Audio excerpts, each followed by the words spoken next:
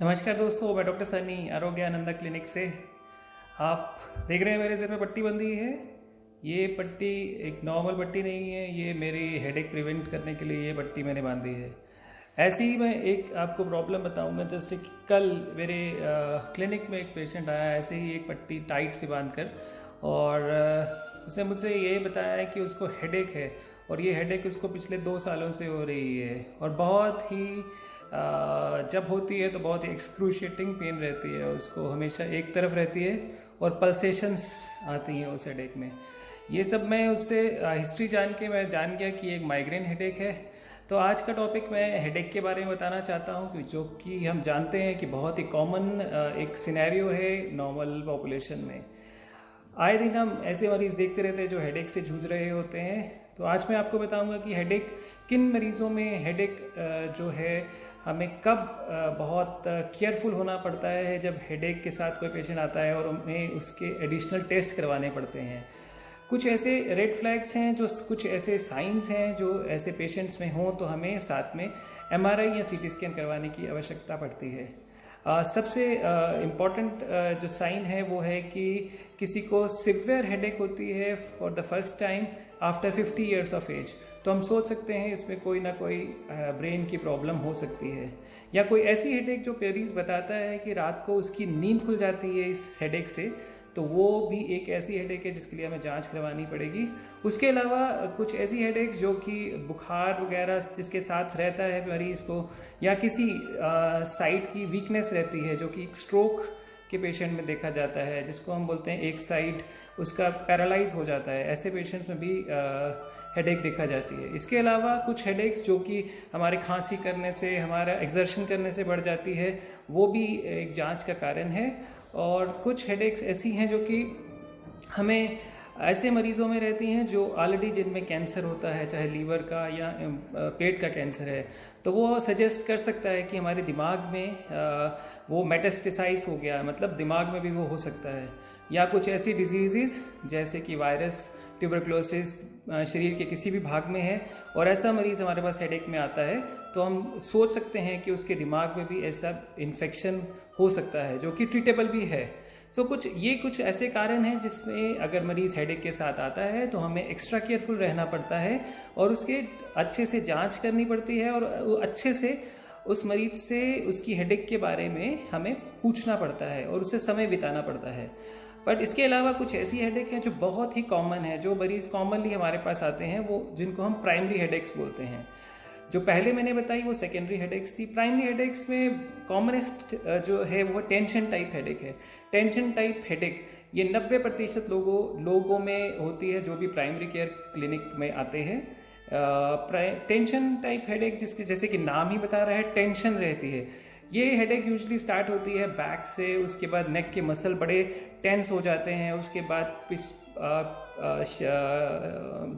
Brain के या सिर के पिछले हिस्से में ये बहुत ज़्यादा होती है, और ये एक पेनिट्रेटिंग टाइप की हेडेक रहती है, और दोनों पूरे सिर को भी इन्वॉल्व कर सकती है। कभी कभी ये माथे के दोनों तरफ होती है पेशेंट को। तो ये एक टेंशन टाइप हेडेक होती है जो कि बहुत कॉमनली मरीजों में देखी गई, और इनका ये कॉमनली यंग लोगों में देखी गई है, जैसे 20 से लेकर 40 साल के अंदर जो लोग रहते हैं, बोथ मेल एंड फीमेल, और मेल्स में ये ज़्यादा रहती है। इसके कारण स्ट्रेस हो सकता है, एंग्जाइटी हो सकता है, डिप्रेशन हो सकता है, बहुत सारे ऐसे कारण हैं जो कि ये कॉज कर सकते हैं। और एक बड़ी कॉमन टर्म मैं अब बताने जा रहा हूँ जो कि है माइग्रेन, जो मुझे लगता है ऑलमोस्ट हर एक यंग आदमी के दिमाग में आती है ये शब्द माइग्रेन का, जब भी उसको पहली दफ़ा या रिकरेंट हेडेक्स होती हैं। तो ध्यान रखिए ये इतनी कॉमन नहीं है, ये 16% मरीजों में ही देखी जाती है। इसके बहुत ही टिपिकल फीचर होती है, ये एक तरफ हमारे हेड के एक तरफ रहती है, मतलब यूनिलेटरल रहती है, और इसका जो कैरेक्टर होता है ये पल्सेटाइल रहती है। ऐसे लगता है कि कुछ धड़क रहा है सिर में, और इसके साथ उल्टी भी आ सकती है, उल्टी का मन हो सकता है। और माइग्रेन की हेडेक से पहले पेशेंट में कुछ ऐसे सिम्टम्स आते हैं जो कि 5 से 1 घंटे तक पहले आ सकते हैं। जो है जिसमें आंखों में रोशनी आ जाना, रोशनी फ्लैशेस ऑफ लाइट होती है, या आंखों के आगे धुंधलापन आ जाना, कभी कभी बाजुओं में या हाथों में चींटियां जैसी चलना, ऐसा मरीज़ बताता है, और कभी नमनेस भी हो जाती है बाजू में। तो ये जिसको हम ऑरा के नाम से जानते हैं इन सब सिम्टम्स को। और माइग्रेन जो हेडेक है वो हमेशा ऑरा उसमें पहले आता है, उसके बाद ही हेडेक होती है। तो ये हेडेक एक ऐसी टाइप की हेडेक है जिसका हमें ध्यान रखना चाहिए, क्योंकि ये क्रॉनिक भी हो सकती है। और सबसे इम्पॉर्टेंट बात हेडेक के लिए ये है कि पेशेंट को ये डिसेबल कर देती है, ना ही physically but mentally also. Most of the people जो हेडेक के साथ आते हैं उनको ज़रूरी है हमें जांच करनी चाहिए, उनके मेंटल वेलनेस के बारे में पूछना चाहिए, क्योंकि headache can be a sign और सिम्टम ऑफ मेंटल डिजीज, जैसे कि डिप्रेशन, एंजाइटी, ओसीडीज, स्किज़ोफ्रीनिया। सो बहुत ज़रूरी है हेडेक के बारे में हमें एक आपस में या एक दूसरे को बताने का, क्योंकि हम लोग घबरा भी जाते हैं हेडेक सुनकर और परेशान भी हो जाते हैं।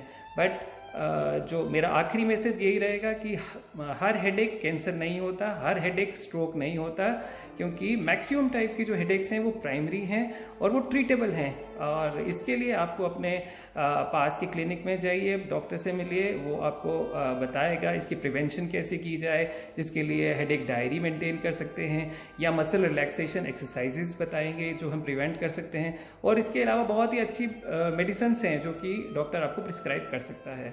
सो दोस्तों, आज का जो टॉपिक हेडेक है बहुत ही कॉमन है हमारी सोसाइटी में। तो जागरूकता फैलाने के लिए इसको प्लीज़ शेयर कीजिए वीडियो को, और कुछ और जानना चाहते हैं तो ज़रूर मुझे मैसेज कीजिए। Thank you.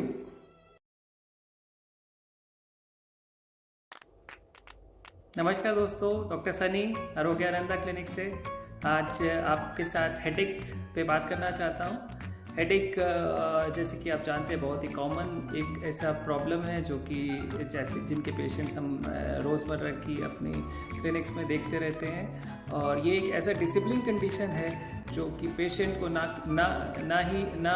सिर्फ फिज़िकली हार्म करती है, बट मेंटली भी पेशेंट को बहुत डिस्टर्ब रखती है।